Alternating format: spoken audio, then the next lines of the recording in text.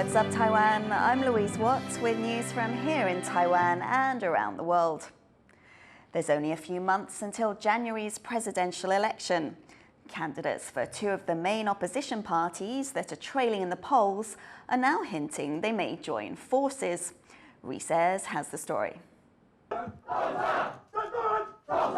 Defiant chants at a Kuomintang press conference as party heavyweights meet in a display of strength and optimism. Fighting blue is the buzzword of the event, with blue the colour of the main opposition Kuomintang, or KMT. Though he's trailing in the polls, the party's presidential candidate Ho Yo-i isn't ready to throw in the towel. Instead, he might be looking to team up with Ko Wen-je, candidate from the Taiwan People's Party, whose party colour is white. 那双方面已经取得了联系，我们的所有的议题都是开放的。那先坐下来，两边把所有的相关的议题大家对好，大家一起朝蓝白合作方向往前走。But Kerr doesn't seem as enthusiastic as his KMT counterpart. Kerr has been pushing Ho to participate in public debates and opinion polls, with the winner standing as the presidential candidate for any would-be coalition. It's a request that's yet to be answered. 所以我们希望呢，国民党可以尽快的来回复这个进行的方式哈，那也回应社会的期待。The subject of cooperation may be at a roadblock until Ho agrees to debates, though current polling suggests that a blue-white coalition may be the best chance both parties have to win this election. Despite the risk of a united front from the opposition, the DPP candidate, current Vice President Lai Ching-te, remains confident that his party will come out on top in January's elections. 未来会安怎变化咱唔知啊，所以咱一定爱做最好的准备啊。就是讲无论安怎变化，在野党无论是安怎组合，咱拢要赢安尼。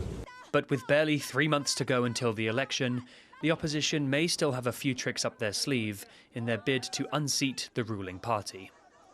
Scott Huang and Rees for TaiwanPlus. Flight attendants have written a letter to Taiwan's president demanding more protections against sexual harassment. As Tiffany Wong now reports, it's their latest push in the country's Me Too movement. A welcome card for passengers, or an invitation for unwanted advances. This card is given out to business class passengers flying with one of Taiwan's largest airlines, EVA Air. Flight attendants say the messages are inappropriate and could lead to sexual harassment. 还有人因为拿到这张小卡，然后乘客误以为空服员对他有好感，然后还留下了自己的联络方式，然后说想要跟空服员进一步做朋友。其实，在空服员这边已经受到一些困扰了。 Now, the Flight Attendants Union is calling on the most powerful woman in the country, President Tsai Ing-wen, to do more to protect them from sexualization in the workplace. They're demanding the right to take menstrual leave without being penalized, the right to wear pants instead of skirts, and for sexual harassment cases they experience while abroad to be punished. EVA says the welcome card is meant to improve interactions between flight attendants and passengers, but it will consider the flight attendants' feedback.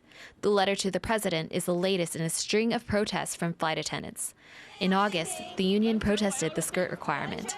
Flight attendants also criticized a major political party for a campaign event which featured dancers dressed as female flight attendants. 这些事情都是应该男性、女性一起共同在这里面去加入，然后共同去努力，他才有可能去做一些改变。不往这个方向去做前进，其实事实上来讲，对企业整体的形象也好，对企业的竞争力来讲，也是会有影响的。 Taiwan has seen a greater push for gender equality after a Me Too movement was sparked this summer. The Flight Attendants Union says the airline industry in particular is rife with gender inequality and are calling for President Tsai to stand with them. Eason Chen and Tiffany Wong for TaiwanPlus. Human rights activists are calling on Taiwan's government to do more to end discrimination. 台湾重视出柜日，台湾重视出柜日，落实平等反歧视，落实平等反歧视。 A group organised by the Green Party rallied outside the National Human Rights Commission in Taipei.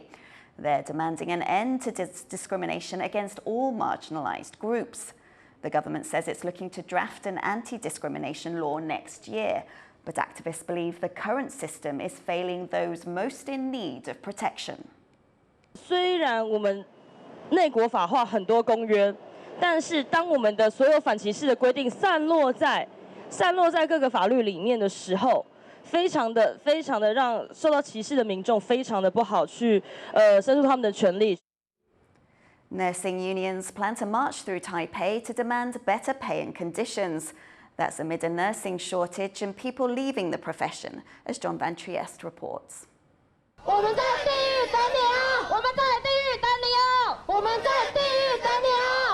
Taiwan's nurses say they're in hell, and nursing union reps are dressed in gaulish costumes to drive the point home.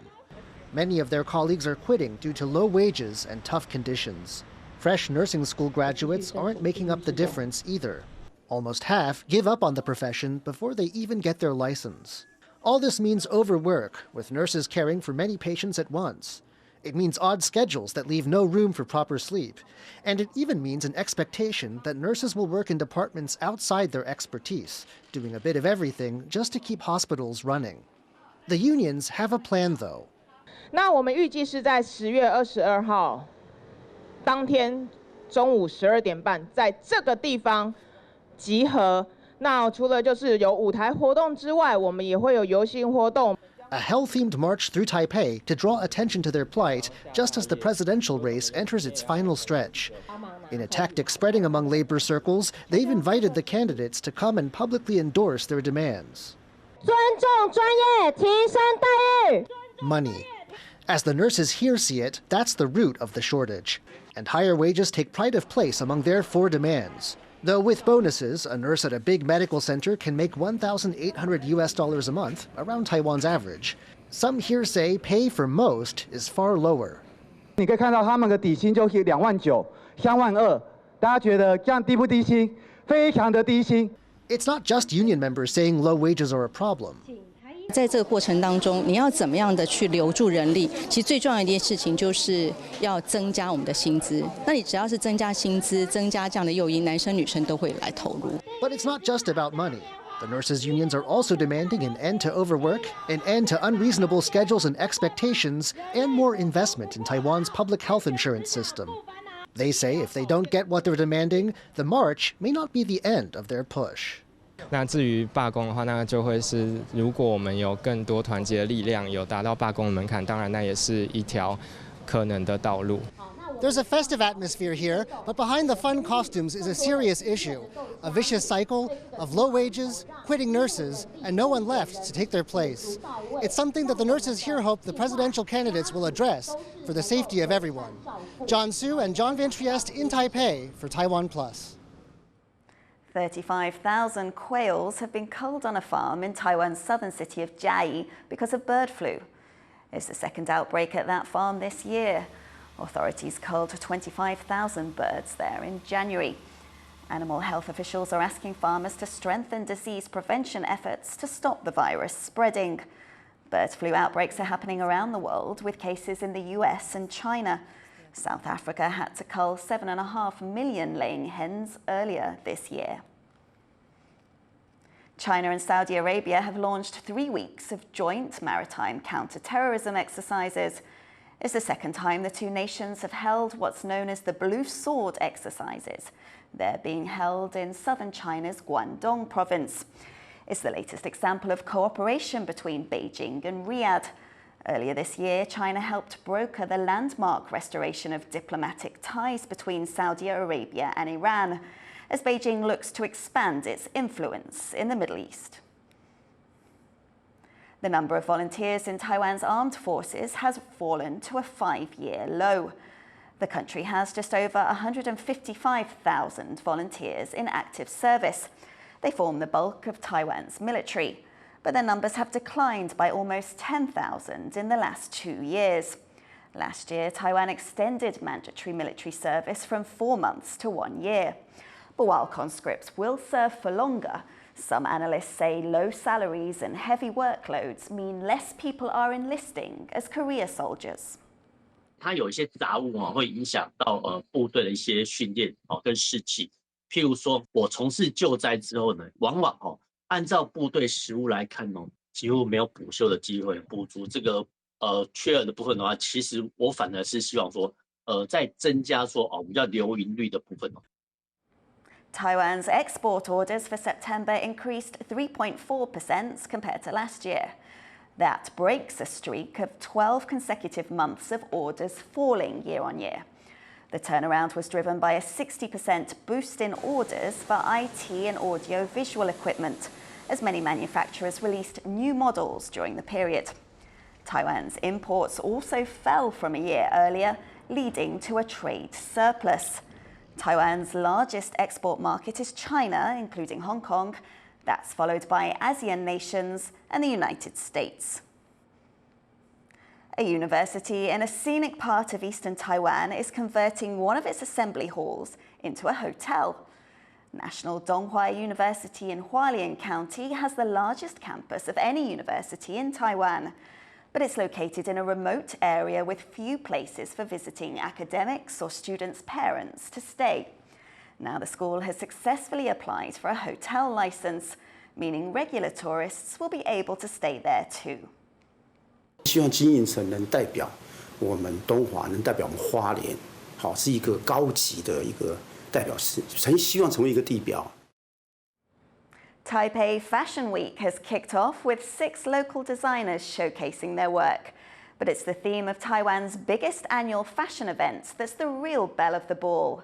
Our reporter Sandy Chi takes a look at this year's trends.